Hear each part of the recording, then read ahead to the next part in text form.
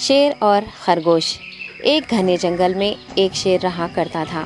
وہ تمام جنگل کا بادشاہ تھا، لیکن وہ بادشاہ جیسے پیش نہیں آتا تھا۔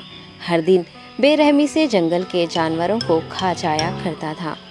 شیر کے خوف سے جنگل کے جانور چھپ جایا کرتے تھے اور خود اپنی بھوک و پیاس کو مار کر سخت مشکلات سے دوچار ہونے لگے تھے۔ اس طرح کچھ دن بعد جنگل کے تمام جانور ایک مقام پر جمع ہوئے اور شیر کے شر سے محفوظ رہنے کے لیے سب مل کر رائے مشورہ کرنے لگے۔ سب نے اپنی اپنی بات رکھی اور آخر میں ایک گیدڑ نے کہا، میرا خیال ہے کہ ہم روز شیر کے ہاتھوں مرنے کے بجائے ہم خود ایک بار شیر کے پاس چلے جائیں۔ اس طرح روزانہ شیر کسی ایک کو کھا لے گا اور ہم سب اپنی اپنی باری سے چلے جائیں گے اور بلا خوف و ڈر سکون سے زندگی گزاریں گے۔ گیدڑ کے مشورے پہ تمام جانور رضامند ہو گئے۔ ایک بندر نے کہا، ٹھیک ہے، تمہاری بات بالکل درست ہے۔ موت کا خوف کرنے کے بجائے اپنی باری آنے تک ہم اطمینان و سکون کی زندگی گزار سکیں گے۔ جانوروں کی بات چیت مکمل ہونے کے بعد خود گیدڑ نے شیر کے پاس جا کر یہ ساری بات بتائی۔ گیدڑ کی باتیں سننے کے بعد شیر نے کہا، میں بادشاہ ہوں، اس لیے تم سب کی بات مان رہا ہوں، لیکن ایک بات غور سے سن لو۔ اگر کسی دن مجھے جانور ملنے میں تاخیر ہو جائے تو میں خاموش نہیں بیٹھوں گا اور دوبارہ تم سب پر حملہ کرنا شروع کروں گا۔ شیر نے بڑے غصے سے یہ سب کہا۔ شیر کی باتیں سن کر گیدڑ نے سر ہلاتے ہوئے حامی بھر دی اور وہاں سے چلا گیا۔ اس دن کے بعد ایک ایک جانور بلا ناغہ اپنی اپنی باری کے مطابق شیر کے پاس جانے لگے اور شیر سکون سے اپنے پاس آنے والے جانوروں کو مار کر اپنی بھوک مٹانے لگا۔ یہ معاملہ ایسے ہی چل رہا تھا اور ایک دن شیر کے پاس جانے کی باری ایک خرگوش کی آئی۔ وہ خرگوش بہت ہی ہوشیار تھا۔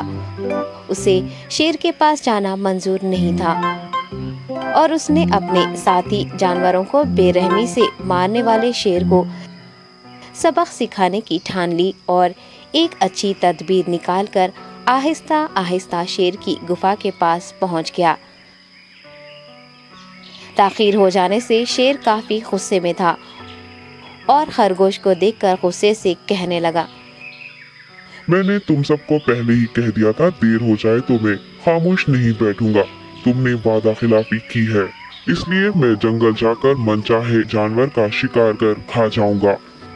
تب خرگوش نے شیر سے کہا، معاف کر دیجیے بادشاہ سلامت، غلطی ہو گئی اور اس کا ایک واجب سبب ہے۔ اطمینان رکھیے، میں بیان کرتا ہوں، آپ سنیے اور اس کے بعد آپ آرام سے مجھے مار کر کھا لیں۔ شیر نے پھر غصے سے کہا، وہ کیا بات ہے، جلدی بتاؤ۔ خرگوش نے کہا، بادشاہ سلامت، میں آپ کے پاس آ رہا تھا اور راستے میں مجھے ایک شیر مل گیا اور مجھے مارنے کے لیے آگے بڑھنے لگا۔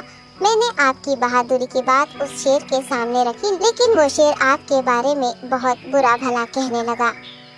یہ سن کر میں نے غصے سے کہا، تم ہمارے جنگل کے نہیں ہو، ہمارے بادشاہ کے بارے میں ایسی باتیں مت کہو۔ یہ سن کر وہ شیر مجھ پر حملہ کرنے کے لیے تیار ہو گیا۔ یہ دیکھ کر میں نے کہا، تم مجھے مارو گے تو ہمارے بادشاہ تمہیں ہرگز نہیں بخشیں گے۔ تب اس شیر نے کہا، تمہارا بادشاہ میرا کیا کر لے گا؟